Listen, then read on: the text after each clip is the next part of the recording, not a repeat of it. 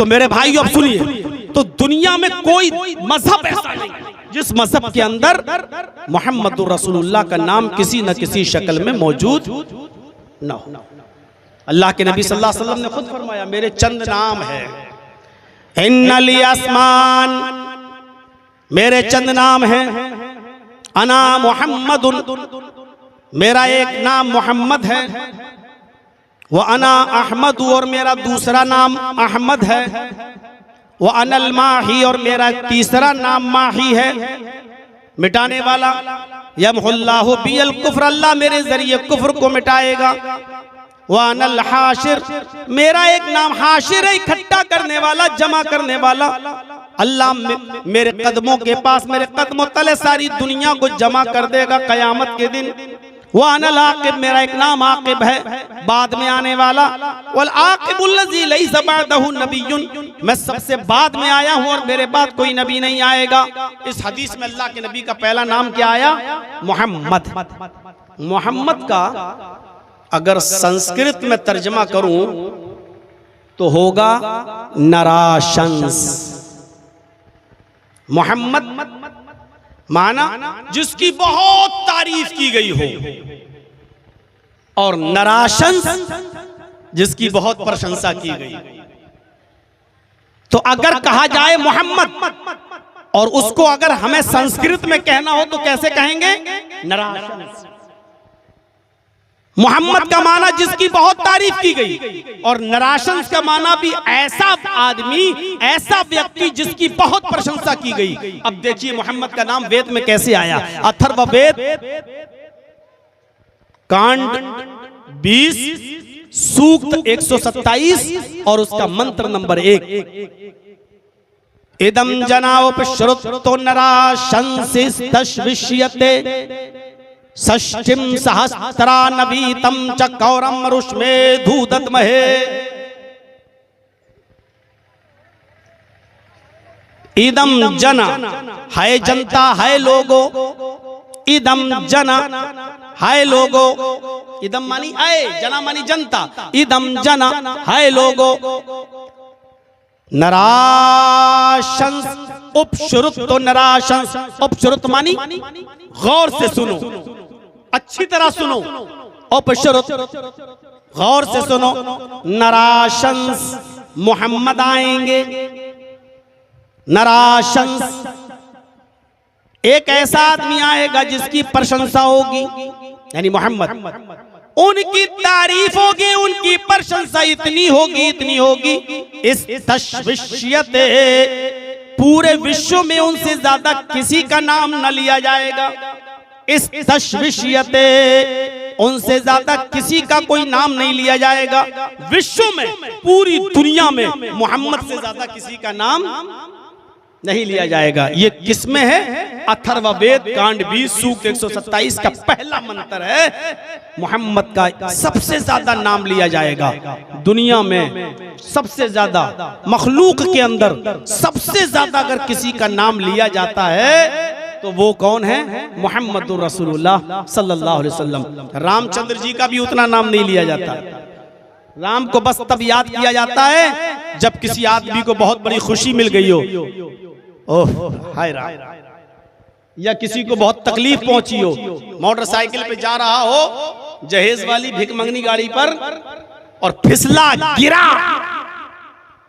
टांग टूट गई, हाय राम, बस ये है राम को याद किया जाता। बस या तो खुशी में या गमी में। ईसाइयों में चले जाओ तो वो जीसस को तो याद ही नहीं करते, उनको जब तकलीफ पहुंचती है तो कहते ओ माय गॉड, बस वो भी अल्लाह को याद, वो भी तकलीफ में या खुशी में, हर वक्त नहीं।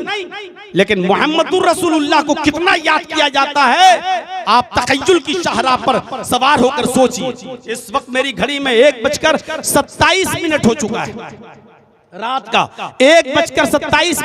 इस वक्त भी कहीं ना कहीं दुनिया के किसी न किसी कोने में इशा की अजान हो रही होगी, और कहीं फजर की हो रही होगी, कहीं ज़ोहर की हो रही होगी, कहीं असर की हो रही होगी, कहीं मगरिब की हो रही होगी इस वक्त, और वहां नाम लिया जा रहा होगा, अशहदु अन्ना मुहम्मदर रसूलुल्लाह, इंसाइक्लोपीडिया ऑफ ब्रिटानिका का क्रिश्चियन राइटर अपनी किताब के अंदर लिखता है, एक सेकंड भी ऐसा नहीं जाता जिस सेकंड के अंदर मोहम्मद का नाम नहीं लिया जाता। मिनट नहीं, एक सेकंड भी ऐसा नहीं जाता जिस सेकंड में मोहम्मदुर रसूलुल्लाह का नाम न लिया जाता हो।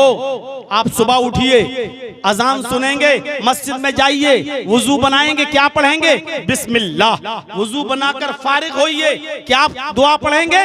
अशहदु अल्ला इलाहा इल्लल्लाह व अशहदु अन्ना मुहम्मदन अब्दुहु व रसूलुहु। अशहदु अन्ना मुहम्मदन अब्दुहु व रसूलुहु। आपको मोहम्मद का नाम लेना पड़ेगा। मेरे भाइयों, अल्लाह ने ऐसा इंतजाम कर दिया है कि दुनिया में सबसे ज्यादा इंसानियत में, मखलूक में मोहम्मद का सल्लल्लाहु अलैहि वसल्लम का नाम लिया जाए। अजान में सबसे ज्यादा नबी का नाम, वुजू में अल्लाह का नाम, तो वुजू के बाद की दुआ में मुहम्मदुर रसूलुल्लाह का नाम। अजान खत्म होती है ला इलाहा इल्लल्लाह पर, अजान के बाद की दुआ में मुहम्मदुर रसूलुल्लाह का नाम।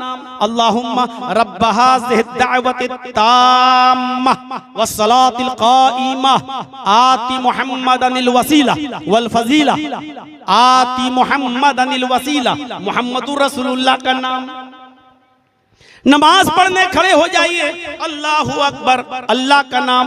लेकिन सलाम फेरने से पहले आपको तहियात में मुहम्मदुर रसूलुल्लाह का नाम लेना पड़ेगा। अशहदु अन्ना मुहम्मदन अब्दुहु व रसूलुहु। अल्लाहुम्मा सल्लि अला मुहम्मद, अल्लाहुम्मा बारिक अला मुहम्मद। ये नाम लेना पड़ेगा। मेरे भाइयों, सबसे ज्यादा नाम मुहम्मदुर रसूलुल्लाह सल्लल्लाहु अलैहि वसल्लम का, और मोहम्मद का नाम भी आया है वेदों में। मोहम्मद का नाम भी आया वेदों में, मोहम्मद ऐसे ही आया है। अज्ञान हेतु किरत मोह मदांधिकारम नाशम विधायम हितदोदयते विवेका। श्रीमद् भागवत महान पुराण स्कंद 12 अध्याय 2 मंत्र नंबर 16। अज्ञान हेतु किरत, बहुत ज्यादा जिहालत होगी मोहम्मद के आने से पहले। मोहम्मद आएंगे, मोह मदांधिकारम नाशम, मोहम्मद अंधेरे को नाश कर देंगे। मोह मदांधिकारम नाशम, मोहम्मद के आने के बाद अंधेरा मिट जाएगा। मुहम्मदुर रसूलुल्लाह के आने से पहले कितना अंधेरा था। मोहम्मद आएंगे तो इल्म की ज्योति लेकर आएंगे, इल्म का दीपक लेकर आएंगे। इल्म का दीपक अल्लाह ताला ने कुरान की पहली आयतें जो मुहम्मदुर रसूलुल्लाह पर उतारी हैं, वो इल्म की ज्योति है, इल्म का दीपक है। इक़रा बिस्मि रब्बिकल लज़ी खलक़, खलक़ल इंसान मिन अलक़। सबसे पहले गारे हिरा में मुहम्मदुर रसूलुल्लाह को नमाज का हुक्म नहीं दिया जा रहा है, रोजा रखने का हुक्म नहीं दिया जा रहा है, ज़कात देने का हुक्म नहीं दिया जा रहा है, हज करने का हुक्म नहीं दिया जा रहा है। सबसे पहले हुक्म दिया जा रहा, पढ़ो, इक़रा बिस्मि रब्बिकल लज़ी खलक़। सबसे पहले इल्म की बात बताई जा रही है। इसी तरफ इशारा है, मोहम्मद के आने से पहले जिहालत होगी, अंधकार होगा, अज्ञानता होगी। मोहम्मद इल्म का दीपक लेकर आएंगे, यानी कुरान लेकर आएंगे। अल्लाह के नबी सल्लल्लाहु अलैहि वसल्लम कुरान की ज्योति लेकर आए, फिर अंधेरे को नाश कर देंगे। मोह मदांधिकारम नाशम, मोहम्मद अंधेरे को नाश कर देंगे। इतना अंधेरा था अरब की सरजमीन पर, अरब की धरती पर, कि लोग शराब इतनी पिया करते थे कि शराब के नशे में वो अपनी बीवी और बेटी में अंतर नहीं कर पाते थे। वो कभी कभी शराब इतनी पी लिया करते थे कि बीवी के बजाय वो अपनी बेटी का हाथ पकड़ लिया करते थे। जुआ इतना खेला करते थे कि जुए में रकम हार गए तो मकान लगा दिया, और मकान भी जुए में हार गए तो बीवी जुए में लगा दी, और बीवी भी जुए में हार गए तो अपनी 16, 17, 18 साल की बेटी जुए में लगा दी। जब बेटी भी हार जाते तब वो मानते कि अब मैं हार गया हूं। मेरे भाइयों, अभी चाय वाले को मना करो, चलो हटो, अब कोई चाय नहीं बेचेगा। अब मेरा मूड बन गया है तो अच्छा है, हट जाओ। आज तुम्हें मंत्र सुनना, मंत्र ही सुनाएंगे आज। अब जलसा छोड़ दो, कुरान और हदीस का नाम लेकर करना। अब जलसा में खुदा कुरान और हदीस की जरूरत नहीं है, अब जलसे में मंत्र की जरूरत है। इसलिए अब इसका नाम रख दो भजन कथा, जलसा मत रखा करो अब इसका नाम।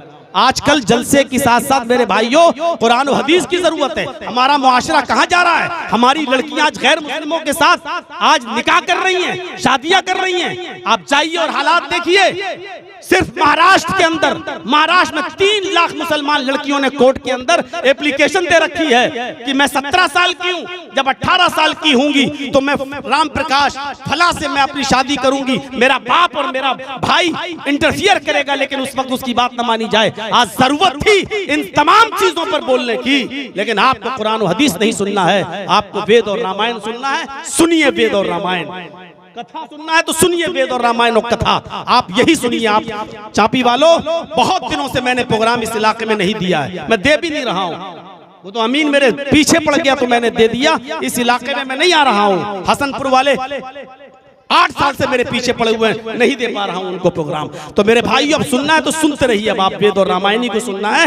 शराब इतनी पी जाती थी, जुआ इतना खेला जाता था कि उनकी बेटियां तक जुए में मेरे भाइयों हारी जाती थी। तब भी फैसला नहीं, जब बेटी भी हार गया तब कहता था अब मैं हार गया हूं। सुनिए, जिना इतना होता था, जिनाकारी कि जिस लड़की से शादी करके कोई लाया, बुखारी पढ़िए किताबों बदिल वही किताबुन निकाह, जमाने जाहिलियत के निकाह, जब वो शादी करके लाता था तो उससे खुद हम बिस्तरी नहीं करता था। बीवी मेरी शादी करके मैं लाया हूं, लेकिन वो नौजवान सुहाग रात नहीं बनाता था उसके साथ, किसी दोस्त को दे देता था कि जाओ इसको ले जाओ, रखो अपने पास, जब ये तुमसे प्रेग्नेंट हो जाए, हामिला हो जाए, तब तुम इसको मेरे पास लेकर आना, तब मैं इसको अपनी बीवी बनाऊंगा। गौर करो, इतनी जिहालत थी अरब की सरजमीन पर, इतना अंधेरा था अरब की सरजमीन पर। इससे भी ज्यादा अंधेरा यह था कि खाने काबा का जब औरतें तवाफ करती थी तो नंगी होकर करती थी, एक कपड़े का तार उनके जिस्म पर नहीं होता था। कमा वलदत उम्मुहा, जैसे किसी की माँ ने उसको आज ही पैदा किया, जैसे उस बच्चे के जिस्म पर कपड़ा नहीं होता था, वैसे ही मेरे भाइयों इस औरत के जिस्म पर कपड़ा नहीं। पढ़िए रहीकुल मखतूम मौलाना सफीउर रहमान साहब मुबारकपुरी रहमतुल्लाह अलैह की, औरत को कपड़ा पहनकर तवाफ करने का अधिकार नहीं था, उसको कपड़ा नहीं पहनने दिया जाता था, वो नंगी और बरहना होकर तवाफ करती थी। ऐसे माहौल में मुहम्मदुर रसूलुल्लाह नबी बनकर आए, ऐसे माहौल में नबी बनकर आए। अंधकारम नाशम, अंधेरे को नाश कर दिया, शराब को हराम करार दिया, तो शराब नालियों में बहने लगी मदीने की। इतना शराब जब हराम करार दिया तो शराब नालियों में बहने लगी, नालियों के अंदर। शराब को जब हराम करार दिया, जिनाकारी रोक दी, औरत को इतना बड़ा हक अदा कर दिया, इतना बड़ा अधिकार दे दिया कि अगर बेटा मर जाए तो बेटे की वरासत से माँ को हक मिलेगा, भाई मर जाए तो भाई की वरासत से बहन को हक मिलेगा। गौर कीजिए आप, भाई की वरासत से बहन को हक मिलेगा, शौहर मर जाए तो शौहर की वरासत से बीवी को हक मिलेगा। इतना ज्यादा आपने औरत को अधिकार दे दिया, इतना ज्यादा हक दे दिया। आपने औरत को सम्मान से जीने का अधिकार दिया है, सम्मान से जीने का अधिकार दिया है। ये अरब के अंधेरे को नाश कर दिया है, अंधेरे को मिटा दिया है। जुआ मिट गया, शराब नोशी खत्म हो गई, बेपर्दगी खत्म हो गई और यानियत खत्म हो गई। औरतें जो खाने काबा का नंगी होकर तवाफ किया करती थी, उन औरतों को पैसा बापर्दा बना दिया कि उनके चेहरों को भी, उनके गालों को भी आसमान की निगाहें भी देखने के लिए तरस गई। और ऐसा पर्दा नाफिज किया कि आप पर्दे के है काम को बता रहे हैं, पर्दा लोगों में बयान कर रहे हैं। तो एक औरत उठती है और कहती है, ऐ अल्लाह के नबी, देवर से भी पर्दा करूं? अराइतल हमुआ, या रसूल अल्लाह, क्या मैं देवर से भी पर्दा करूं? आपने फरमाया देवर तो भाभी के लिए मौत है, देवर तो भाभी के लिए मौत है। आपने देवर से पर्दे को जरूरी करार दे दिया। अलहम के अंदर देवर भी आता है, अलहम के अंदर जीजा भी आता है, यानी कोई भाभी अपने देवर के साथ सफर नहीं कर सकती और कोई साली अपने जीजा के साथ सफर नहीं कर सकती। भाभी अपने देवर के साथ बैठ के खाना नहीं खा सकती और साली अपने जीजा के साथ बैठ के खाना नहीं खा सकती। भाभी अपने देवर की मोटरसाइकिल पर भी न ससुराल जा सकती है न मायके जा सकती है। साली भी अपने जीजा की बाइक पर बैठकर ना स्कूल जा सकती है ना जलसे में आ सकती है। ऐसा पर्दा नाफिज किया है हमारे मुआशरे में। अगर चल रहा है तो चल रहा है, मुआशरा जिम्मेदार है, कुरान और हदीस इसकी जिम्मेदार नहीं है। बहुत डिबेटें उठती हैं चैनलों पर, इस्लाम ने औरत पर पर्दा, चार दीवारी, हिजाब, बुर्का, कितनी डिबेटें होती हैं। अरे धर्म के आधार पर डिबेट करो ना। मुझे बताओ दुनिया का कौन सा धर्म ऐसा है कि जो औरत को खुला हुआ घूमने की परमिशन देता है? हिंदू धर्म भी नहीं देता है, हिंदू धर्म भी नहीं। रामचंद्र जी की पत्नी सीता का जब हरण हुआ और रावण लेके जब फरार हो गया तो रामचंद्र जी ने हनुमान और लक्ष्मण को भेजा कि जाओ मेरी पत्नी सीता को तलाश करो। वाल्मीकि रामायण उठाकर देखिए, सीता जी को तलाश करने के लिए हनुमान गए और रामचंद्र जी के छोटे भाई लक्ष्मण भी सीता जी को तलाश करने के लिए निकले। सीता जी बड़ी चालाक थी, कहीं दुपट्टा फेंक गई, आगे बढ़ी तो चप्पल फेंक गई, और आगे बढ़ी तो हाथ का कंगना फेंक गई, कहीं और आगे बढ़ी तो कुछ और फेंक गई, फेंकती चली गई, ताकि मुझे जो लोग ढूंढने आए, तलाश करने आए, वो हमारी फेंकी हुई चीजों को देखकर पता लगा लेंगे कि रावण हमको यहीं से लेकर गया है। हनुमान को सबसे पहले दुपट्टा मिला। हे लक्ष्मण, ये दुपट्टा किसका है? लक्ष्मण ने कहा ये तो मेरी भाभी पहनती थी। हाँ, इसी रास्ते से लेके गया और आगे बढ़े। जब और आगे बढ़े तो क्या देखते हैं, कंगना मिला। पूछा है लक्ष्मण ये कंगना किसका है? कहा ये मेरी भाभी सीता जी का है, मैंने देखा है मेरी भाभी ये कंगना अपने हाथ में पहनती थी। कहा इसी रास्ते से लेकर गया है। और आगे बढ़ी, चप्पल मिली। है लक्ष्मण ये चप्पल किसकी है? लक्ष्मण ने कहा ये चप्पल भी मेरी भाभी पहनती थी, इसका मतलब इसी रास्ते से गई हैं। बहुत सी चीजें मिली, सब पहचान ली और लास्ट में सीता जी की नथुनी मिली। सीता जी की नथुनी, इसी भारत में रहता हूं, डंके की चोट पे कहता हूं, गलत किस्सा हो तो कोई भी आदमी मुझ पर केस कर सकता है, पूरी आजादी है, और सही हो तो मान लो। मेरे भाइयों, नथुनी मिली तो हनुमान जी ने कहा ये नथुनी किसकी है? लक्ष्मण ने उस नथुनी को अपने हाथ में लिया और हाथ में लेने के बाद कहने लगे हनुमान जी ये नथुनी नहीं पहचान पा रहा हूं किसकी है। कहा सारी चीजें जब सीता जी की हैं तो नथुनी भी होगी।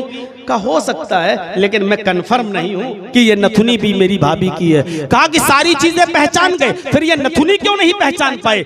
सीता जी, लक्ष्मण ने कहा कि मेरी भाभी ये नाक में पहनती होंगी ना, ये नथुनी तो नाक में पहनने की चीज है, मेरी भाभी इसे नाक में पहनती होंगी। और आज तक मैंने अपनी भाभी का चेहरा ही नहीं देखा। वो मेरे भाई राम की पत्नी है, मैं क्यों देखूं?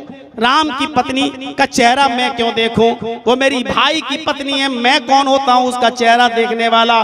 पूरी वाल्मीकि की रामायण पढ़ डालो मेरे भाइयों। लक्ष्मण ने पूरी जिंदगी में कभी भी अपने राम बड़े भाई राम की पत्नी सीता का चेहरा नहीं देखा। ये हिंदू धर्म के अंदर लिखा है कि राम की पत्नी सीता का चेहरा राम के छोटे भाई लक्ष्मण ने भी नहीं देखा। यही तो हदीस कहती है, यही तो इस्लाम कहता है, अलहमुल मौत, देवर तो भाभी के लिए मौत है। ऐसे समझ में नहीं आएगा मौत। सऊदी अरब का एक किस्सा उठाना पड़ेगा आपको, सुना है ना? नहीं सुना तो सुन लो। एक आदमी टैक्सी चलाता था सऊदी अरब के अंदर दिन में। एक बार उसकी टैक्सी पर कोई आदमी, कोई औरत आई, उसका पेट में बच्चा था और 9 महीने हो चुके थे, डिलीवरी का वक्त करीब था। वो आई और कहने लगी ए टैक्सी वाले, ए टैक्सी वाले। उसने कहा जी देखिए मुझे दर्द हो रहा है और डिलीवरी का वक्त करीब है, जल्दी चलो किसी हॉस्पिटल में। उसने कहा बैठो बैठो बैठो। उसने बिठाया और हॉस्पिटल ले गया। हॉस्पिटल में उसको जल्दी से एडमिट कर लिया गया जद्दा में। अब ये कहने लगा अरे मेरे पैसे तो दे जाओ। वो तो इमरजेंसी में चली गई। अब 1 घंटा हो गया, 2 घंटा हुआ, बैठा है वहां। अब सोचने लगा यार चलो अपना कस्टमर देखते हैं, ये तो पता नहीं कितना दिन लग जाए इसको। अब 1-2 दिन के बाद जब यहाँ से लौटेंगे तो इस अस्पताल में होते हुए जाएंगे, तब इससे पैसे ले लेंगे। इस आदमी को रजिस्टर पे नाम लिखवाया गया, नाम लिखो, तुम इस औरत को लेके आए हो, कहाँ, नाम लिखो। उसने अपना नाम लिख दिया और घर का फोन नंबर लिख दिया। उस जमाने में मोबाइल नहीं चलते थे, 22 साल पुरानी बात है, तो उस जमाने में मोबाइल नहीं चलते थे, फोन नंबर लिख दिया। अब ये बेचारा दिन भर टैक्सी चलाता रहा, रात में जब अपने घर गया, सोया, फजर में उठा, इसकी बीवी चाय वाय बना के लाई कि अब ये फजर के बाद फिर टैक्सी चलाने के लिए जाएगा। जैसे ही ये फजर में चाय पी रहा था, नमाज पढ़ने के बाद आकर फोन की घंटी बजी, इसने फोन उठाया, हेलो, ये समझा किसी कस्टमर का कॉल है। हाँ हेलो, कहा कि कल उस औरत को तुम लेकर आए थे हॉस्पिटल में। इसने कहा जी जी जी जी। कहा कि तुम अपनी बीवी को यहाँ छोड़ गए हो, तुम्हें शर्म नहीं आती है? इस हाल में पूरी रात उसने गुजारी बेचारी ने। इसने कहा अरे डॉक्टर साहब वो मेरी बीवी नहीं है, वो तो कस्टमर थी। कहा चुप चुप चुप चुप। वो औरत रात भर चिल्लाती रही कि मेरा आदमी कहाँ गया, मेरा आदमी कहाँ गया, जो हमें यहाँ छोड़ के आया वही मेरा आदमी था। इस आदमी का दिमाग खराब, मेरा कहे डॉक्टर अच्छा हुआ ये फोन मैंने उठाया, कहीं मेरी बीवी ने उठाया होता तो यही कयामत बर्पा हो जाती। कहा यहाँ आ रहे हो कि नहीं आ रहे हो? नहीं तो अभी पुलिस तुम्हारे घर भेजता हूँ। ये इंडियन लोग बड़े बदमाश होते हैं। अब बच्चा अच्छा सब हो गया, जब पैदा हो गया तो कहने लगे भाग, तुम्हारा बच्चा हुआ है, जल्दी आओ अपने बच्चे को ले जाओ यहाँ से। इसने कहा मैं आ रहा हूं लेकिन बच्चा मेरा नहीं है। ये हॉस्पिटल में उस औरत को चाटते हुए कहता बेगैरत, डाइन, शर्म नहीं आई? मैंने तेरे साथ इंसाफ किया, इंसानियत की से आया, तुझे यहाँ छोड़ा और तूने मेरे ऊपर नाम लगा दिया है बच्चा। कहती अरे तुम्हें क्या हो गया भाई, गुस्सा गर्मी हर मियाँ बीवी में होती है, मेरी थोड़ी सी बात पे आप नाराज हो गए। वो रोने लगी, अरे घर की बात घर में निपटा लेंगे, अभी तो इस बच्चे को लेके चलो ना। तेरा दिमाग ठीक है? डॉक्टर ने कहा चलो उठाओ बच्चे को और लेके चलो, जाओ यहाँ से, दूसरा मरीज आएगा, बेड खाली करो। उसने कहा डॉक्टर साहब ये मेरा बेटा नहीं है, ये मेरी बीवी नहीं है। दोनों में लड़ाई चलती है। औरत कहती है अल्लाह की कसम ये मेरा बेटा, ये इसी का बेटा है। और औरत के आंसुओं पर सब आदमी फिदा हो जाते, उसके सब बुरा लगता है, पूरा स्टाफ औरत का साथ दे रहा है। भाई घर की बात घर में निपटा लेना। ये कह रहा नहीं है मेरा बेटा। जब बात बहुत आगे बढ़ गई तो डॉक्टर ने कहा अच्छा उस बच्चे को लेके आओ, तुम भी आओ, दोनों का भी ब्लड निकाल कर अभी डीएनए टेस्ट करते हैं, 2 दिन में रिपोर्ट आ जाएगी ये बच्चा किसका है। जैसे ही ब्लड निकालने के लिए डॉक्टर ने सिरिंज अंदर लगाई, औरत चीख के कहती है डॉक्टर साहब मशीनें कभी कभी गलत रिपोर्ट दे देती हैं। डॉक्टर, अभी आदमी चिल्लाया चुप चुप चुप, मशीनें गलत रिपोर्ट देती है, अब तेरी पोल खुलेगी। कहा नहीं मैं नहीं मान सकती, मशीनें भी कभी कभी गलत रिपोर्ट दे देती हैं। डॉक्टर ने उसको समझाया नहीं नहीं मशीन कभी गलत नहीं बोलेगी, जो रिपोर्ट होगी वो सामने आ जाएगी, 2 दिन के बाद आना। ये औरत भी यहीं पर है, तुम 2 दिन के बाद आना, रिपोर्ट आ जाएगी। 2 दिन के बाद ये फिर गया, खुश था, डीएनए टेस्ट मेरा हो गया है, वो बच्चा मेरा थोड़ी निकलेगा, मेरा है ही नहीं। जब 2 दिन के बाद जब ये वहां गया तो डॉक्टर ने कहा तुम सच्चे हो, ये बच्चा तुम्हारा नहीं है, ये औरत झूठी है, आप जा सकते हो। औरत ने इसका गिरबान पकड़ लिया। डॉक्टर साहब मैंने कहा था ना कि मशीनें कभी कभी गलत रिपोर्ट दे देती हैं, अल्लाह की कसम ये इसी का बच्चा, मैं कहाँ जाऊंगी। डॉक्टर ने कहा मेरी बहन ये बच्चा इसका नहीं है, डीएनए टेस्ट से साबित हो चुका ये बच्चा इसका नहीं है। कहा मशीनें गलत रिपोर्ट देती हैं कभी कभी। डॉक्टर ने कहा नहीं भाई रिपोर्ट बाहर से होके आई है, बिल्कुल सही है। औरत उसके पैरों पे गिर पड़ी, ये तेरा बच्चा है, तू लेके जा। डॉक्टर ने उसको उठाया और कहा मेरी बहन तुम क्यों नहीं समझ रही हो, इसकी रिपोर्ट आई है, ये तो जिंदगी में कभी बाप बन ही नहीं सकता, ये तो बाप बनने के लायक नहीं है। तुम कहती हो कि इसका बेटा है, ये तो बाप ही नहीं बन सकता कभी जिंदगी में। अब इसका दिमाग खराब। इसने कहा हे डॉक्टर क्या कह रहा है, मेरे 6 बच्चे हैं और तू कह रहा कि मैं बाप नहीं बन सकता। मेरे घर आकर देख, मेरे 6 बच्चे हैं। डॉक्टर कहता ऐसा केस मेरी जिंदगी में कभी नहीं आया। अब औरत कहती मैंने कहा था ना कि गलत रिपोर्ट कभी कभी मशीन दे देती है। अभी आदमी चीखते हुए कहता चुप चुप चुप, ये तो सही है रिपोर्ट कि ये बच्चा मेरा नहीं है, लेकिन ये रिपोर्ट गलत है कि मैं बाप नहीं बन सकता, मैं तो 6 बच्चों का बाप हूं। डॉक्टर ने फाइल उसको पकड़ाई, पकड़ चल भाग, मुझे नहीं मालूम। घर में पता लगा ये बच्चे किसके हैं, चल भाग। अब वो टैक्सी में बैठा, फाइल अंदर रखी और गाड़ी चलाई, और गाड़ी में बैठ के कहता है अगर ये रिपोर्ट सही है मैं बाप नहीं बन सकता तो ये मेरी खेती पे हल चलाया किसने, मेरे खेत को फिर जोता किसने। अब ये बड़ा परेशान, सीधे घर गया और चप्पल से अपनी बीवी को मारने लगा दिन में ही, ताड़ ताड़ ताड़, कुछ नहीं सुन रहा है। वो कह रही क्या हुआ, इसने 20-25 जूते चप्पल मारे, फिर पूछा ये बता कि ये बच्चे किसके हैं। वो कहती आपको क्या हो गया है, आप मेरे ऊपर डाउट शक्कर। उसने फिर चप्पल उठाई, ये सुन ये बच्चे मेरे नहीं है। तब औरत कहती है कि हाँ सुनिए मुझे मारो नहीं, तुम तो इतने बौखलाए हुए जान से मेरी ले लोगे। ये सच है कि ये बच्चे तुम्हारे नहीं हैं। कहा ये तो मुझे मालूम हो गया कि बच्चे मेरे नहीं हैं, ये बता ये फल है किसका, किसके बच्चे। तो उसने कहा कि आपके छोटे भाई के। आप दिन में टैक्सी चलाते हैं, रात में सोते हैं, वो रात में टैक्सी चलाता है, दिन भर यही रहता है। जब आप शादी के 2 साल तक बच्चे पैदा नहीं कर पाए तो मुझे बच्चे की जरूरत थी, मैंने आपके भाई के साथ ताल्लुक कायम किया, और एक बार जब ताल्लुक कायम हुआ तो होता चला गया, और ये 6 बच्चे इसी के। उसने कहा मेरे भाई के हैं, ठीक है यहां शिकायत करूंगा पुलिस में तो तुम्हें सजा बहुत सख्त मिलेगी, चलो अभी यहां से इंडिया वापस चलते हैं, अपनी औरत को तलाक देते हैं, जब बच्चे ही तेरे हैं तो इद्दत गुजारेगी और तू अब इसके साथ शादी कर। ईमानदारी के साथ बताना इस हदीस को सामने रखकर अब कैसा लग रहा है। अलहमुल मौत, देवर भाभी के लिए मौत है। अब इस हदीस का मतलब देखिए, क्यों रामचंद्र जी के छोटे भाई लक्ष्मण ने भी अपनी भाभी का चेहरा नहीं देखा। आज तक ये मौजूद है वाल्मीकि रामायण में। तो मेरे भाइयों, हिंदू धर्म में पर्दा भी है, कौन सी चीज ऐसी है जो मौजूद न हो।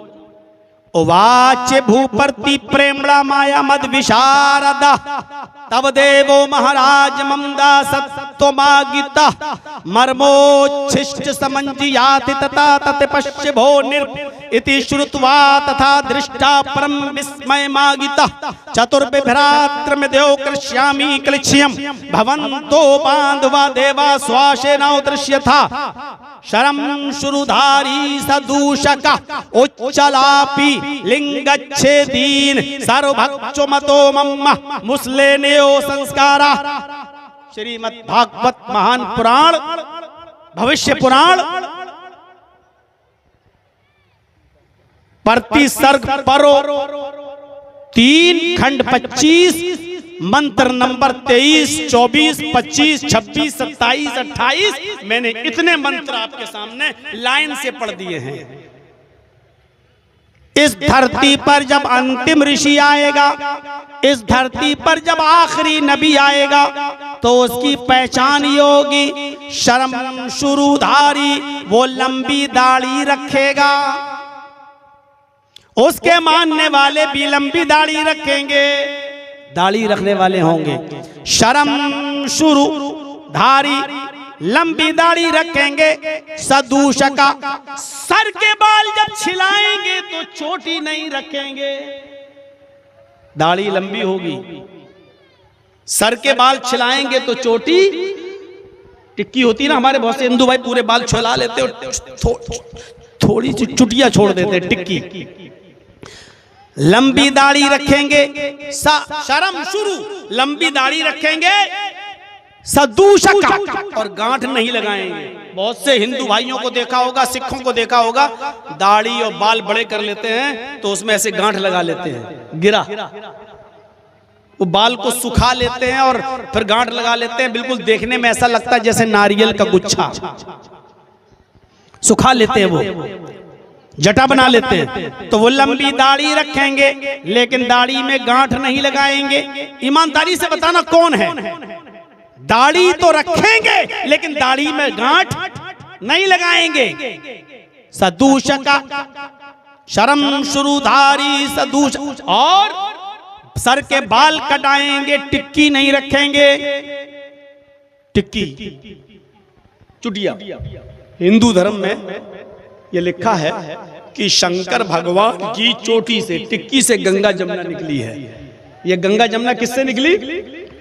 शंकर जी की चोटी से। वहां गंगा जमुना निकली शंकर जी की चोटी से। और इस्लाम के अंदर क्या है? हाजरा पानी की तलाश में दौड़ी, सफा से मरवा, मरवा से सफा, सफा से मरवा, मरवा से सफा, 7 चक्कर लगाए, पानी नहीं मिला। लौट के अपने बेटे के पास आई का अल्लाह मेरे शौहर ने मुझे तेरे सुपुर्द किया है, तू मेरे बच्चे के लिए पानी का इंतजाम कर। अल्लाह ने जिब्रील से कहा, जाओ जिब्रील, जिस जगह हाजरा का बेटा इस्माइल अपने पैरों की एड़ियां रगड़ रहा है, उसी जगह तुम अपना पर मारो। जिब्रील ने पर मारा, यहां से चश्मा जारी हो गया, जमजम पानी का चश्मा जारी हो गया। यहां चोटी, यहां एड़ी, यहां एड़ी, और वहीं पर मारा जिब्रील ने, जमजम चश्मा जारी हो गया। हाजरा उसको रोकने लगी, पानी बह रहा है, वो उसकी मुंडेर बनाने लगी और कहती जाती थी जम जम जम जम, कहां जा रहा है, यानी पानी समेटती जाती थी और कहती थी जम जम, रुक रुक ठहर, अरे कहां भाग रहा, अरे कहां जा रहा है। अल्लाह के नबी ने अपने जुमे के खुतबे में कहा था, अल्लाह रहम फरमाए हाजरा पर, अगर उसने पानी की मुंडेर न बांधी होती तो अल्लाह उस पानी को पूरी दुनिया में फैला देता, पूरी दुनिया में पहुंचा देता। अल्लाह रहम करे हाजरा पर। और जब कोई चीज पूरी दुनिया में बहुत आसानी से मिल जाए तो उसकी कदर नहीं होती है। अब जमजम पूरी दुनिया में अगर फैल जाता तो उसकी इतनी इज्जत होती। आज गंगा की देख लो क्या इज्जत हो रही है, सफाई करना पड़ रही है, लोग उसी में लैट्रीन करते, उसी में पेशाब करते, उसी में नहाते, उसी में धोते, सारे नेता लोग उसी में डुबकी लगाते। कुंभ के मेले में देख लो, उसी में डुबकी लगाएंगे, उसी कहते पाप धुल गए। और किसी फिल्मी दुनिया के एक्टर ने जो फिल्मी गाना बनाया था ना, वो गाना याद है ना, राम तेरी गंगा मैली हो गई, पापियों के पाप धोते धोते। उस पर तो केस नहीं हुआ, मेरे ऊपर क्यों केस करोगे भाई? राम तेरी गंगा मैली हो गई, पापियों के पाप धोते धोते, यानी इतने पापी उसमें डुबकी लगाए कि सबके पाप गंगा में रह गए। अब कोई नहाएगा तो उसके पाप तो धुलेंगे नहीं, जो पाप उसमें पड़े हुए हैं वही चढ़ेंगे तुम्हारे। लेकिन जमजम की क्वालिटी देख लो, जमजम की कैटेगरी देख लो। जमजम में कैल्शियम भी है, जमजम में आयरन भी है, जमजम में जिंक भी है, जमजम में मिनरल्स भी हैं, जमजम में विटामिन भी हैं। मेरे इटावा में आज भी एक शख्स ऐसा है जो 20 साल पहले पानी की शिप से गया था हज करने, 20 साल के बाद वो इंतकाल कर गया, लेकिन उसके घर में 20 साल पुराना जमजम का पानी एक कट्टी में आज भी रखा हुआ है। आज भी फ्रिज में नहीं रखा, वो पानी आज भी रखा है। उसके बच्चे कभी कभी 1-2 ढक्कन टिप्पी लेते हैं और बीमार को उसी में एक जग पानी में एक ढक्कन मिलाया और दे देते हैं। 20 साल के बाद भी वो पानी न तो कीड़े पड़े, न सड़ा, न बदबू दिया। आज भी वो पानी 20 साल पहले जैसा था, आज भी वो पानी उसी शक्ल में मौजूद है। ये जमजम की कैटेगरी, ये जमजम की क्वालिटी है। शर्म शुरूधारी सदूष का, वो लंबी दाढ़ी रखेंगे लेकिन गांठ नहीं लगाएंगे। वो सर के बाल जब छिलाएंगे तो चोटी नहीं रखेंगे। उच्चालापी, ऊंचे स्वर में आलाप करेंगे। लोगों को इबादत के लिए, भक्ति के लिए बुलाने के लिए ऊंचे स्वर में आलाप करेंगे, ऊंचे स्वर में आलाप करेंगे। मंदिरों में ऊंचे स्वर में आलाप नहीं किया जाता है, मंदिर में घंटा बजाया जाता है, घंटा। लेकिन ऊंचे स्वर में आलाप क्या हुआ? अल्लाहु अकबर, अल्लाहु अकबर, ये है आलाप। अर्थात वो आजान देने वाले होंगे। अल्लोपनिषद में आजान भी लिखी हुई है। वो आजान कैसे देंगे? ऊंचे स्वर में आलाप कैसे करेंगे? अस्मल्लाम इल्लल्लाह मित्रा वरोड़ो इल्लल्लाह इल्लल्लाह मोहम्मद रसूल रकबरस से अस्मल्लाम। इल्लल्ले मित्र वरोड़ो इल्लल्ले इल्लल्लाह, यह अल्लोपनिषद में लिखा हुआ है। अस्मल्लाम इल्लल्लाह मित्र वरोड़ो इल्लल्लाह, अल्लाहु अकबर की बिगड़ी हुई शक्ल, मोहम्मद रसूल रकबरस से अस्मल्लाम अशहदु अन्ना मुहम्मद रसूलुल्लाह की बिगड़ी हुई शक्ल, इल्लल्ले मित्रा वरोड़ो इल्लल्ले इल्लल्लाह अशहदु अल्ला इलाहा इल्लल्लाह की बिगड़ी हुई शक्ल। यानी अर्थात वो आजान देने वाले होंगे उच्चा लापी, ऊंचे स्वर में वो आलाप करेंगे, ऊंचे स्वर में वो आजान देने वाले होंगे। लिंगच्छेदीन, खतना कराने वाले होंगे। अंतिम ऋषि के मानने वाले, आखिरी नबी के मानने वाले खतना कराने वाले होंगे। खतना, हमारे हिंदू भाई खतना नहीं कराते, बल्कि हम लोगों को और उल्टा कटुआ बोलते हैं। एक आदमी कहने लगा, मौलाना जी ईश्वर ने, अल्लाह ने जैसे पैदा किया वैसे ही रहना चाहिए, आप उस चीज को बिगाड़ क्यों देते हैं, खतना क्यों कर देते हैं, ऐसे ही आप दाढ़ी क्यों रखते हैं। ईश्वर ने जब पैदा किया था तो चिकने थे, तो बाद में जो चीज निकले उसको हटा देना चाहिए, वो फजूल चीज है। ट्रेन में सफर करो बड़ा मजा आता है, कभी कभी ऐसी भैंसें मिल जाती हैं। अभी मैं नहीं कर रहा हूं, जब से यूपी में डेंजर आदमी बैठा है तब से चुपचाप चलना ही बेहतर है, वरना जब ये सब नहीं था, प्यार भरी बातें होती थी तो बहुत मजा आता था। तो हमने उनसे कहा पंडित जी बिल्कुल ऐसे ही रहिएगा, बाद में जो चीज निकले उसको काट के फेंक देना चाहिए। आप जो ये बोल रहे हो नहीं दाढ़ी के ऊपर हम लोगों की, आप इस पे कायम रहिएगा। कहने लगा क्या, बिल्कुल। हमने कहा माँ बहन बेटियां हैं कि नहीं तुम्हारी, वो भी तो जब पैदा हुई होंगी तो सिंपल हुई होंगी ना, तो बाद में अगर जिस्म का कोई हिस्सा बढ़ जाए तो उसको आपने आज तक काटा, फेंका? तो अगर हमारे जिस्म का कोई हिस्सा बाद में बढ़ गया है तो आप उस पर इतनी अपनी एनर्जी क्यों बर्बाद कर रहे हैं? खतना क्यों कराते हो आप? हमने कहा खतना कराते हैं, क्यों? कहा जब ईश्वर को खतना ही पसंद था तो खतने वाला ही इंसान पैदा करता। मैंने कहा पंडित जी इतना मत बिगड़िए, खतना तो सबसे पहले आपके यहाँ शंकर जी ने करवाया। पागल किसने किया? मैंने कहा ब्रह्मा जी ने किया। आपके यहाँ ब्रह्मा, विष्णु और शिव, तीन लोग हैं ना, ब्रह्मा विष्णु शिव। तो हमने कहा ब्रह्मा ब्रह्मांड का बनाने वाला, विष्णु पालने वाला, शिव मारने वाला। आपके यहाँ खुदाई अलग अलग है, दुनिया बनाने वाला अलग है उसको ब्रह्मा कहते हैं, पालने वाला अलग है उसको विष्णु कहते हैं, मारने वाला अलग है उसको शिव कहते हैं, शंकर। हमने कहा अच्छा एक बात बताइए पंडित जी, अगर ब्रह्मा जी ने शंकर जी का खतना नहीं किया तो शिवलिंग की पूजा कैसे होती है? शिव जी, शंकर जी, अरे शंकर जी का लिंग शंकर जी के साथ था तो शंकर जी की पूजा करो ना, शंकर जी के लिंग की पूजा क्यों करते हो? शिव लिंग।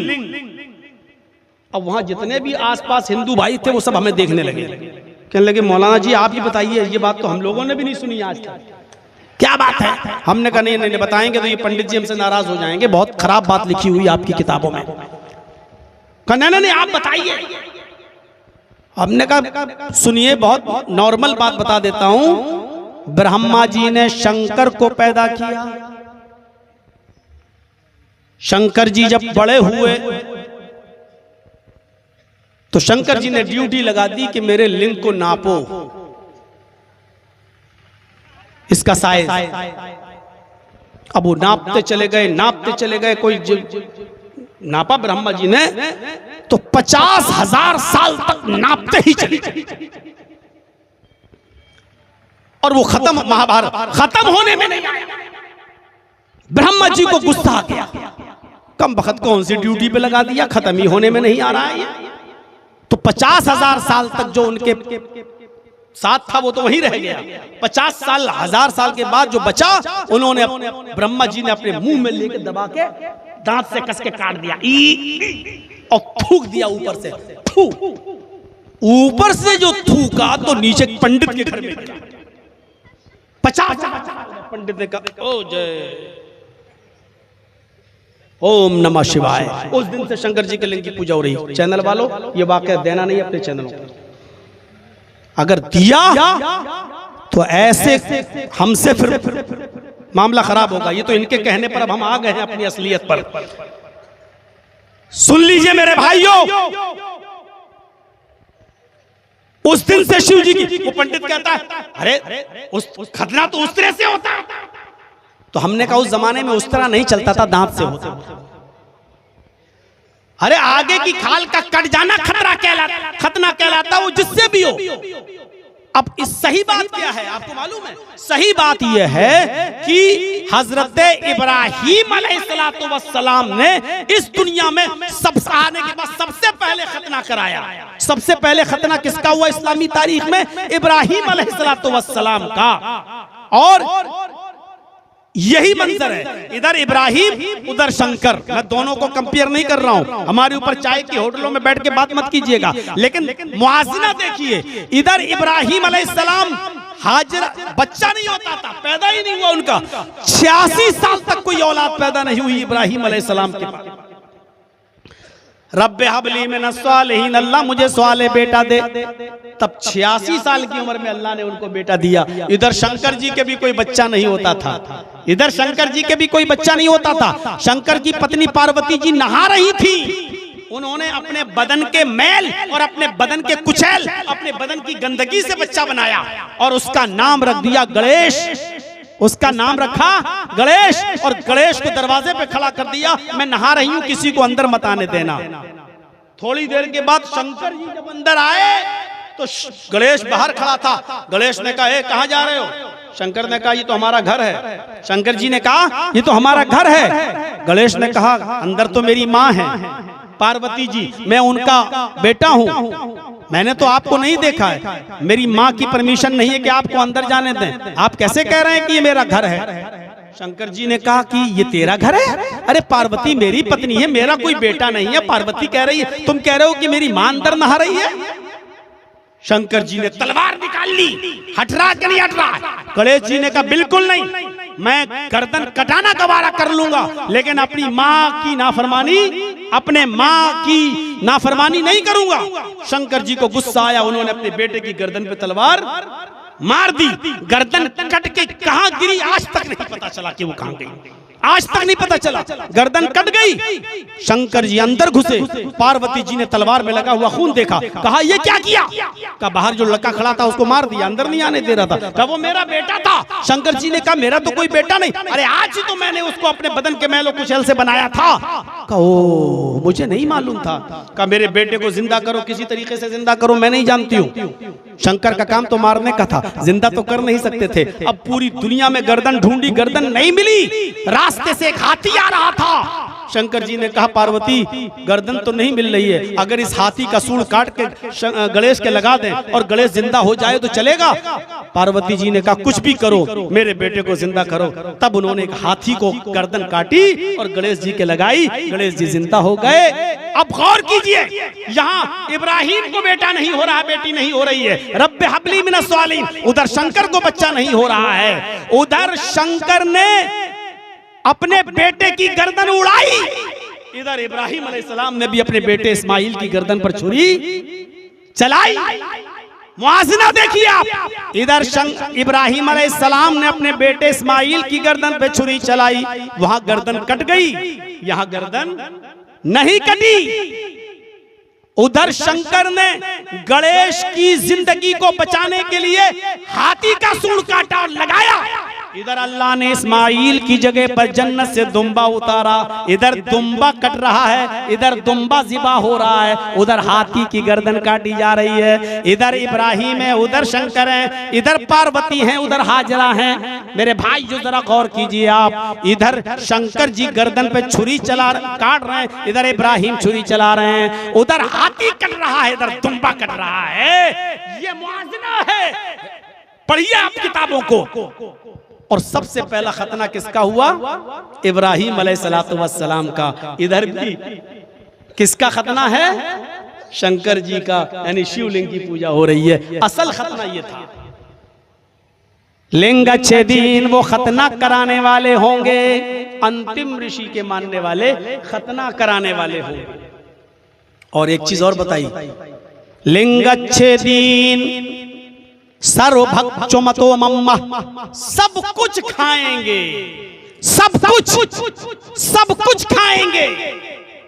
मांसाहारी भी होंगे और शाकाहारी भी होंगे, लेकिन हर जानवर का गोश्त नहीं खाएंगे। कौन से जानवर खाएंगे वो भी लिख दिया। बिना कौलन च पश्वशते शाम, उनके यहाँ उस वक्त तक कोई जानवर हलाल नहीं होगा, शुद्ध नहीं होगा, जब तक उसके ऊपर कौल यानी मंत्र नहीं पढ़ लिया जाएगा, यानी बिस्मिल्लाह अल्लाहु अकबर कहकर वो जानवर को ज़िबा करेंगे।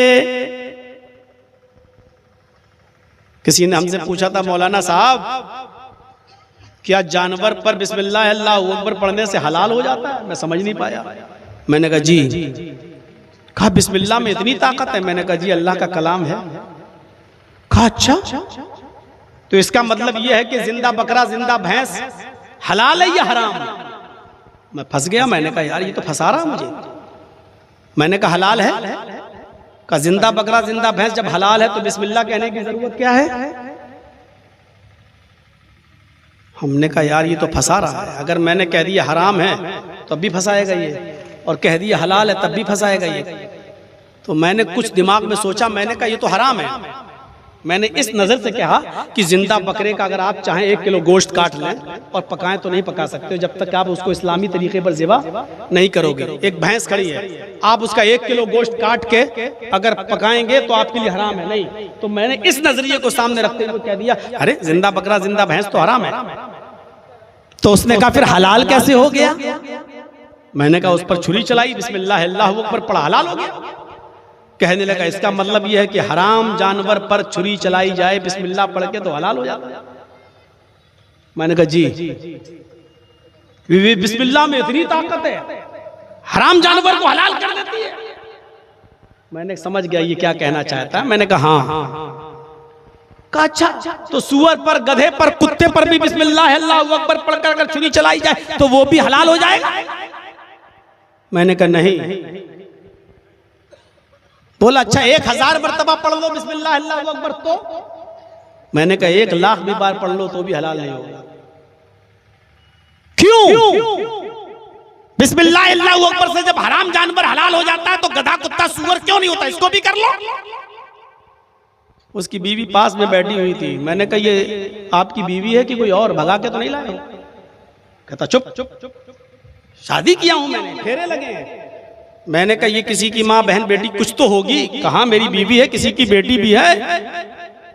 मैंने कहा मंत्र पढ़े गए होंगे, ओम भूर्भुवः स्वाहा कुरकुर स्वाहा मंगलम स्वाहा, सब पढ़ा गया होगा। कहने लगा हाँ। 7 फेरे लगे होंगे। कहा? मैंने कहा इन फेरे लगने से पहले आपकी पत्नी आपके ऊपर हलाल थी या हराम? कहने लगा हराम थी। हमने कहा उसके साथ उठना बैठना लेटना सोना जागना खाना पीना क्या था? का सब अशुद्ध, सब हराम था। निकाह से पहले, फेरों से पहले, मंत्र से पहले वो अशुद्ध थी, हराम थी। हमने कहा फिर ये हराम औरत हलाल कैसे हो गई? कहने लगा मंत्र पढ़ा गया हलाल हो गई। मैंने कहा अगर यही मंत्र तुम्हारी माँ बहन और बेटी पर पढ़ा जाए तो क्या वो भी हलाल हो जाएगी? ए मौलवी चुप, माँ बहन बेटी तक नहीं जाने का।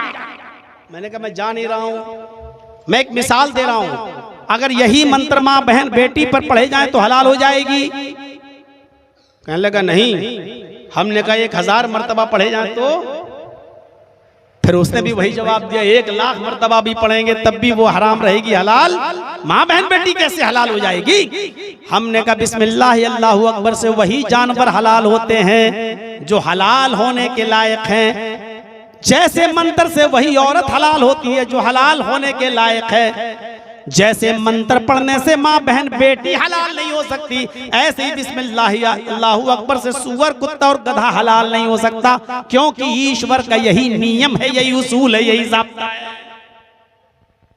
अच्छी तरीके से समझ में आ गया। उसके बाद जो रास्ते भर पूड़ी और सब्जी वो खिलाती हुई आई उसकी बीवी हमको, अरे आप तो बहुत बड़े ज्ञानी हैं, मेरा अलीगढ़ से इटावा का सफर इतनी आसानी से कट गया कि पता ही नहीं चला।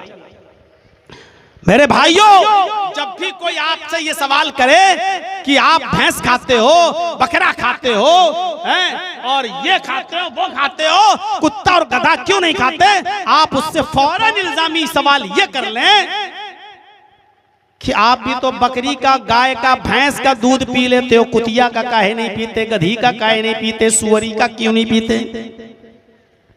भाई आपके यहाँ तो ये सारे जानवर हराम है ना।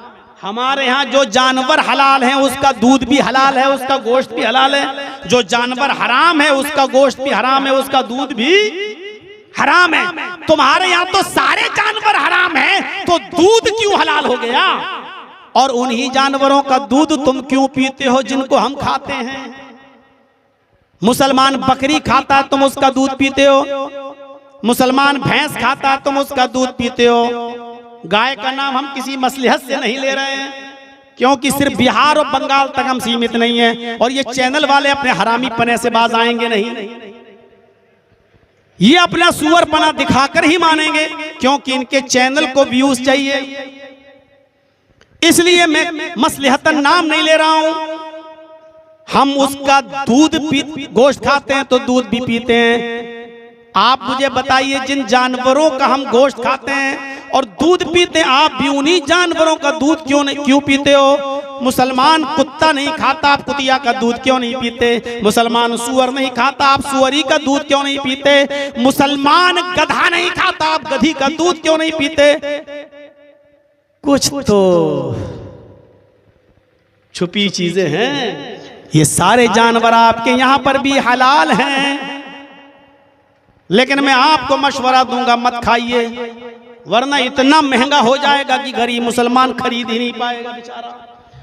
अभी भी लखनऊ चले जाओ, दिल्ली चले जाओ, मंगल के दिन मुसलमान अपनी होटलों को बंद रखते हैं। मैंने पूछा मंगल से क्या ताल्लुक है? बोले हमारी होटलें मुसलमानों से थोड़ी चल रही हैं, हमारी होटलें तो गैर मुस्लिम भाइयों से चल रही हैं। मंगल को हम मक्खी मारते हैं, कोई आता ही नहीं है। जितने भी खाने वाले लोग हैं, मुसलमान तो सिर्फ बदनाम है। गाय के मामले में सबसे बड़ा बीफ का एक्सपोर्ट करने वाला बीजेपी का नेता, सबसे ज्यादा गाय का गोश्त विदेशों में भेजने वाला बीजेपी का नेता। मुसलमान तो सिर्फ बदनाम है। खाने में आप चले जाइए, लखनऊ के अलीगंज में आ जाइए, बड़ी बड़ी होटलें जहां वहां चले जाइए, मंगल को इन लोगों को होटलें बंद करना पड़ती हैं, इसलिए कि हिंदू भाई मंगल के दिन नहीं खाता है, वो मंगल के दिन का एहतराम करता है, इसलिए मुसलमानों को भी अपनी होटलें बंद करना पड़ती हैं। फिर भी हम बदनाम हैं, फिर भी हम बदनाम हैं। मेरे भाइयों, सोचिए, क्या गालिंग गच्छे दीन सर्वभक्षो मतो मम्मा, वो सब कुछ खाएंगे, मांसाहारी भी होंगे और शाकाहारी भी होंगे, लेकिन हर जानवर का गोश्त नहीं खाएंगे। वो वही जानवर खाएंगे जिस पर कौल यानी मंत्र पढ़ लिया गया होगा, बिस्मिल्लाह अल्लाहु अकबर पढ़ा जाएगा, वही जानवर खाएंगे। मुस्लिम नेओ संस्कारा, ये लोग कौन लोग? दाढ़ी रखने वाले, गांठ न लगाने वाले, बाल छिलाने वाले और चोटी न रखने वाले, अजान देने वाले, खतना कराने वाले और सारा गोश्त, सब्जी और हलाल जानवरों का गोश्त खाने वाले जब इस दुनिया में आएंगे, मुस्लिम नेओ संस्कारा, हिंदू भाइयों, ये भी तुम्हारी किताबों में लिखा हुआ है, मुस्लिम नेओ संस्कारा, दुनिया इनको मुसलमान के नाम से जानेगी, इनको दुनिया मुसलमान के नाम से याद करेगी, यानी इनकी जात मुसलमान की होगी। मुस्लिम नेओ संस्कारा, इनको मुसलमान कहा जा रहा होगा। आज भी मेरी घड़ी में 2:17 हो गए हैं, आज की तारीख में भी अब ये 13 तारीख नहीं बल्कि 14 तारीख लग चुकी है। 14 तारीख के रात के 2:17 पर भी ये शब्द भविष्य पुराण के अंदर लिखे हुए हैं। अगर ना लिखे हुए हों तो किसी भी चौराहे पर ले जाकर मौलाना जर्जीस की गर्दन उड़ा देना। मैं पहले ही एग्रीमेंट बना दूंगा कि कोई दोषी नहीं होगा। आज भी लिखे और मेरे ऊपर केस आज तक कोई हिंदू भाई थोड़ी किया है। मैं योगी जी के, मोदी जी के भी खिलाफ, अमित शाह के खिलाफ है, बहुत से लोगों के खिलाफ मैं बोला हूं, कई बार जेल में भी गया हूं, लेकिन मेरे खिलाफ आज तक किसी हिंदू भाई ने केस नहीं किया। मेरे ऊपर जितने भी केस किए हैं वो हमारे बिरादरान ने किए हैं, हमारे मुसलमान भाइयों ने किए, दूसरों ने थोड़ी किए हैं, हमारे अपनों ने किए हैं। तो मेरे भाइयों, ये नाम अज्ञान हेतु किरत मोहम्मदान दिकारम नाशम, मोहम्मद नाम भी आ गया, अहमद नाम भी है। वेद हामिद पुरुष महानिमादित्य वरुण तपस प्रस्ताद, अहमद नाम का एक आदमी जन्म लेगा, अहमद पुरुष महानिमादित्य, इतना महान पुरुष होगा कि उसके बराबर कोई दूसरा नहीं होगा। वरुण तपस, अल्लाह का बहुत ज्यादा नाम लेगा। मोहम्मद रसूलुल्लाह से ज्यादा अल्लाह का किसी ने नाम लिया? मुझे बताइए। वरुण तपसा, उसका नाम अहमद होगा और अल्लाह का सबसे ज्यादा नाम लेने वाला होगा। अल्लाह का मोहम्मद रसूलुल्लाह से ज्यादा किसी ने नाम ही नहीं लिया। थोड़ा सोचिए, सुबह आंख खुली, सुबह सबसे पहले आपकी आंख खुलेगी, आंख खुलते ही अल्लाह के नबी क्या पढ़ते थे? अल्हम्दुलिल्लाहिल्लज़ी अहयाना बअदा मा मातना व इलैहिन नुशूर। अल्हम्दुलिल्लाहिल्लज़ी, अल्लाह का नाम। वुजू बनाने बैठे तो बिस्मिल्लाह, अल्लाह का नाम। नमाज पढ़ने के लिए मस्जिद में गए तो मस्जिद में घुसे, अल्लाहुम्मा अफ्तह ली अब्वाब रहमतिक, अल्लाह का नाम। नमाज पढ़ना शुरू किया तो अल्लाहु अकबर, अल्लाह का नाम। नमाज खत्म की तो अस्सलामु अलैकुम व रहमतुल्लाह, अल्लाह का नाम। मस्जिद में जितनी देर बैठे सुभान अल्लाह, अल्लाह का नाम। अल्हम्दुलिल्लाह, अल्लाह का नाम। अल्लाहु अकबर, अल्लाह का नाम। मस्जिद से जब निकल रहे हैं तो अल्लाहुम्मा इन्नी असअलुका मिन फज़लिक, अल्लाह का नाम। घर में दाखिल हो रहे हैं तो अस्सलामु अलैकुम व रहमतुल्लाह, अल्लाह का नाम। घर से निकल रहे हैं तो रब्बी व रब्बुकल्लाह, तवक्कलतु अलल्लाह, बिस्मिल्लाही तवक्कलतु अलल्लाह, शुरू अल्लाह के नाम से और अल्लाह ही पर भरोसा, अल्लाह का नाम। सलाम कर रहे हैं तो अस्सलामु अलैकुम व रहमतुल्लाह, अल्लाह का नाम। ऊपर चढ़ रहे हैं तो सुबह अल्लाहु अकबर, अल्लाह का नाम। नीचे उतर रहे हैं तो सुभान अल्लाह, अल्लाह का नाम। कपड़ा पहन रहे हैं तो अल्लाह का नाम। छींक रहे हैं तो अल्हम्दुलिल्लाह, अल्लाह का नाम। खाना खाने बैठ रहे हैं तो बिस्मिल्लाह, अल्लाह का नाम। यहाँ तक कि लैट्रीन में और पेशाब करने के लिए जा रहे हैं तो उधर भी अल्लाहुम्मा इन्नी औज़ु बिका मिनल खुबुसी वल खबाइस, अल्लाह का नाम। यहाँ तक कि अपनी बीवी के पास आराम कर रहे हैं और बीवी से मुलाकात की जरूरत पेश आ रही है तो हम बिस्तरी के मौके पर भी अल्लाह का नाम। अल्लाहुम्मा जन्निबना शैतान व जन्निब शैतान मा रज़क़तना, अल्लाह का नाम। सोकर उठे थे तो अल्लाह का नाम। अब बिस्तर पे सोने जा रहे हैं तो अल्लाह का नाम। अल्लाहुम्मा बिस्मिका अमूतु व अहया, उठने से लेकर सोने तक पूरी 16 घंटे 18 घंटे की पूरी जिंदगी में 1 मिनट भी अल्लाह के नाम को भुलाया नहीं है, अल्लाह का नाम लिया। वरुण तपसा, अल्लाह का सबसे ज्यादा नाम लेने वाला होगा। प्रस्ताद, कृष्ण जी कह रहे हैं जब वो आ जाए तो उसी की कुटिया में चले जाना, उसी के धर्म में चले जाना। यानी आया जन्नत में जाने का, स्वर्ग में जाने का, उसके अलावा कोई रास्ता नहीं है। श्री कृष्ण अर्जुन से कह रहे हैं श्रीमद् भागवत गीता के 6 अध्याय के 10वें मंत्र में, योगी युज्जीत सततमात्मानं रहस्य स्थितः एकाकी अच्युतात्मा निराशीर परिग्रह। हाय अर्जुन, ईश्वर की पूजा करने के लिए खड़े हो जाओ तो पूरे शरीर का योग कर लो, यानी नमाज पढ़ने खड़े हो तो पूरे शरीर का योग कर लो। अल्लाहू अकबर, ये हाथों का योग। अल्लाहू अकबर, रुकू करके कमर को इतना सीधा कर लो कि रुकू में पानी का बर्तन तुम्हारी पीठ पर रखा जाए तो गिरने न पाए, पीठ इतनी सीधी कर लो। समी अल्लाहु लिमन हमीदा, खड़े हो जाओ, अल्लाहू अकबर कहकर सजदे में जाओ।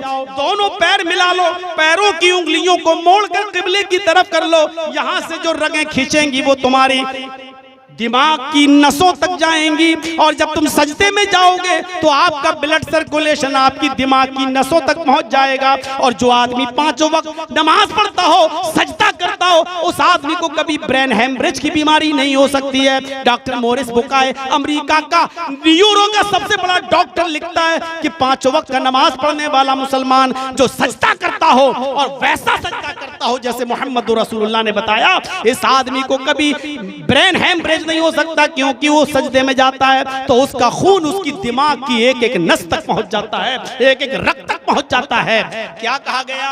हाय अर्जुन, ये इबादत, ये नमाज दिन भर में 5 मर्तबा पढ़ना, पंचम समय कर्तव्य, 5 मर्तबा पढ़ना, अहम स्वयं कर्तव्य, मैं खुद 5 मर्तबा पढ़ता हूं। मिर्गा चरम, अगर जमीन पाक न हो, उस पर नमाज पढ़ने की ताकत न हो, जमीन ना पाक हो, मिर्गा चरम, मिर्ग मानी हिरन और चरम मानी चमड़ा, तो हिरन के चमड़े को जाए नमाज बना लेना, हिरन के चमड़े को बिछा लेना और हिरन के चमड़े पर नमाज पढ़ लेना।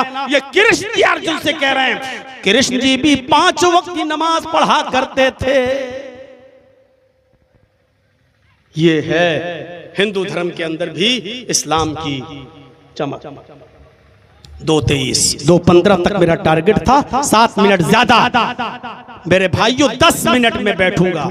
आज मैंने अपने भाई के कहने पर कलेजा निकाल दिया, मैंने मंत्र पढ़ना छोड़ दिया, बावजूद इसके कि मुझे हाई कोर्ट का डायरेक्शन मिला हुआ है, इलाहाबाद का, इलाहाबाद हाई कोर्ट का डायरेक्शन है कि आप अपने धर्म की बात करेंगे, दूसरे धर्म की नहीं। लेकिन चूंकि बात इतनी आगे बढ़ गई कि मैंने कुछ नहीं देखा कि अब मेरे पास कौन सा नोटिस आएगा, क्या होगा, मेरा कौन सा केस अब मेरे ऊपर लगेगा। मैंने ये सारी बातें नहीं देखी और वेद के मंत्र मैंने आपकी जिद पर पढ़ दिए हैं।